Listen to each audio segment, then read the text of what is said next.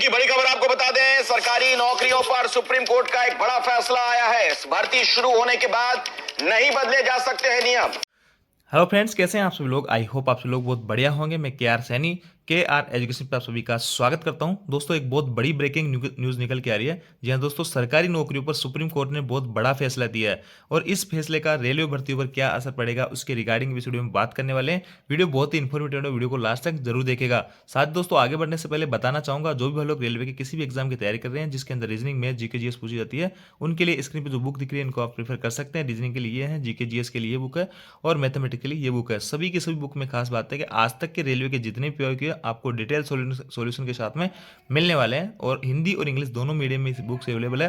तो जो भी भाई लोग आपके एनटीपीसी, ग्रुप डी या रेलवे किसी भी एग्जाम की तैयारी कर रहे हैं जिनमें ये सब्जेक्ट पूछे जाते हैं, तो इन बुक को आप प्रिपेयर करके अपनी तैयारी बेहतर बना सकते हैं। सभी बुक ऑनलाइन ऑफलाइन किसी माध्यम से बाय कर सकते हैं, लिंक आपको डिस्क्रिप्शन में दिया हुआ है।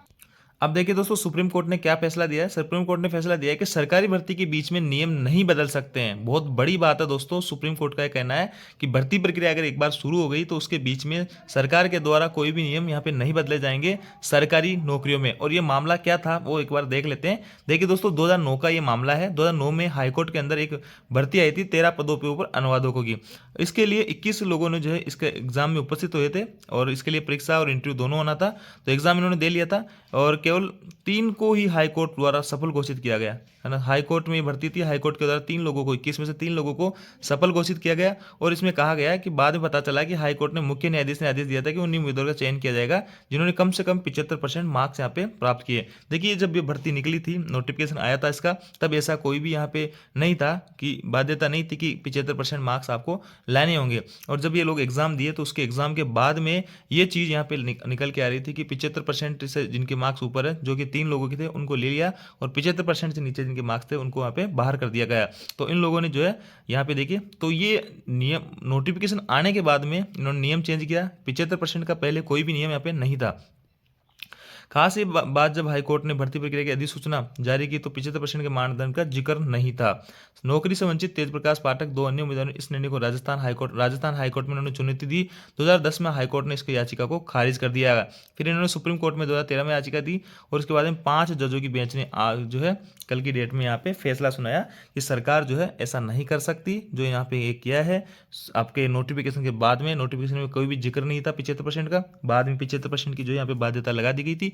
ये पूरी तरीके से गलत है, ऐसा नहीं होना चाहिए और किसी भी भर्तियों में नहीं होना चाहिए। अब चाहे केंद्र की कोई सी भी नौकरी हो, स्टेट की कोई सी भी नौकरी हो, जैसे मैं बात करूँ रेलवे की, तो आईटीआई वगैरह 10th वाले कई तरह की जो है चीज़ें यहाँ पे चल रही है। लेकिन दोस्तों, इसका मतलब ये भी नहीं कि किसी भी टाइप का जो है यहाँ पे कोरिंजनम नहीं हो सकता नोटिफिकेशन में।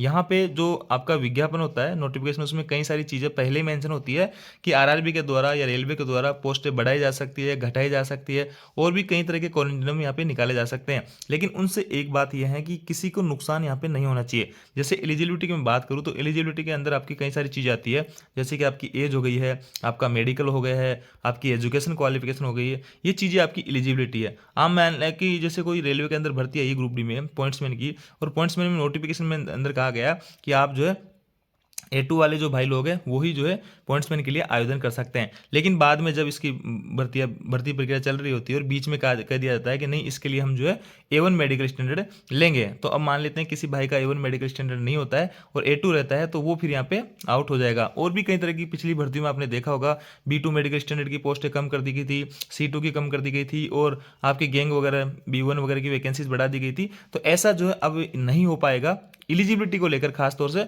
बाकी जो कोरिंजेंडम है, जो नोटिफिकेशन में कई सारी चीज़ें मेंशन होती है कि हाँ ये चीज़ें जो है आरआरबी के अपने पास रखती है, जैसे कि वैकेंसीज को बढ़ाना है, घटाना है और कई तरह की तमाम चीज़ें यहाँ पे रखती है, लेकिन किसी स्टूडेंट का जो है नुकसान ना हो। ऐसा ना हो कि पहले कोई यहाँ पे क्राइटेरिया नहीं रखा जाता है, जब एग्जाम लग गया तो उसमें कह देंगे कि भाई आपको जो 50% मार्क्स इसमें जरूरी थे, आप इसमें नहीं लाए तो आप डिस्क्वालीफाई हो जाओगे। तो ऐसा सर जो है गवर्नमेंट नहीं कर सकती है। और एक बार नोटिफिकेशन में जैसे 10th आपकी ग्रुप डी की भर्ती आई और उसमें 10th प्लस ITI मांग लिया गया, तो ये जो फिक्स हो जाएगा। फिर बीच में जो है आपके ऐसा नहीं कि 10th वाली हटा दी जाएंगे या फिर ITI लागू रखी जाएगी।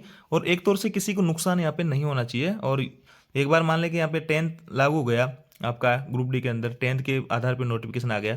अब ऐसा नहीं कि बिटवीन जो आपका जो नोटिफिकेशन आने के बाद कुछ दिन बाद में यहाँ पे सरकार फिर से एक जो कोरिजेंडम वगैरह जारी करती है और उसमें कहती है कि नहीं हम अब जो है 10th प्लस ITI वालों की लेंगे। तो इसमें ITI जिनके पास नहीं होगी वो छात्र जो है यहाँ से बाहर हो जाएंगे ग्रुप डी से। तो ऐसा सरकार नहीं कर सकती है कोई भी सरकारी नौकरी के अंदर। तो बहुत अच्छी एक तरीके से आप इसको कह सकते हैं कि नोटिफिकेशन के अंदर जो चीज़ें रहेगी वो एलिजिबिलिटी को लेकर खास तौर से वो चीज़ें यहाँ पे कोई चेंजेस उसमें नहीं रहेगा। एज वगैरह हो गई है उसमें भी कोई चेंजेस नहीं रहेगा। कैसे मान लो कि 18 से 33 का यहाँ पे एज दे दिया, 18 से 30 का, और बिटवीन जो जो प्रोसेस चल रही होती है तब कहते हैं कि नहीं हम तो जो 18 से 30 वालों को यहाँ पे लेंगे। तो ऐसी कई सारी चीज़ें हैं आप यहाँ पे नहीं कर सकते हैं। बाकी मेन मोटी बात यही थी, यहाँ पे देख लीजिएगा जैसे 75% यहाँ पे इन्होंने घोषित कर दिया, छात्रों को यहाँ पे नुकसान होता है। नोटिफिकेशन में पहले चीज़ें मेंशन नहीं थे तो इसलिए इन्होंने यहाँ पे चुनौती दी और अंत में जो है सुप्रीम कोर्ट से पूरे जो है आपके लगा लो कि 13-14 साल बाद में इनको यहाँ पे जीत मिली है। तो यहाँ से आपको सारी कुछ चीज़ें क्लियर हो गई है। फिर मैं आपको एक नोटिफिकेशन दिखा देता हूँ, उसमें कई सारी चीज़ें पहले से ही लिखी रहती है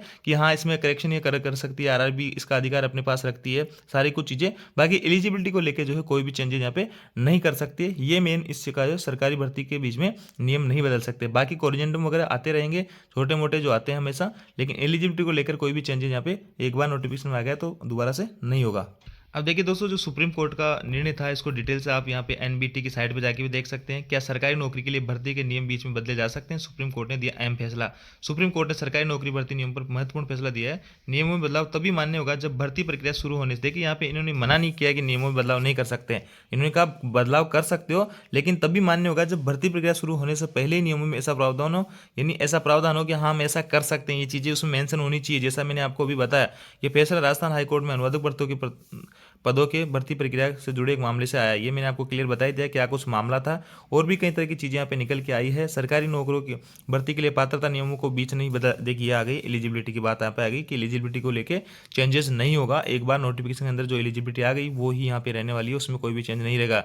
चयन सूची से जगह मिलने से उम्मीदवार को रोजगार पूर्ण अधिकार नहीं मिल जाता है। हाँ ये भी है कि चयन में अगर आपका जो सिलेक्शन हो गया मान लो तो कई सारी प्रोसेस होती है, कहीं पे भी आप बाहर हो सकते हो, तो उसका आपके पास पूर्ण अधिकार नहीं है कि आप उनमें एग्जाम दिया और आपका जो है सिलेक्शन होना चाहिए।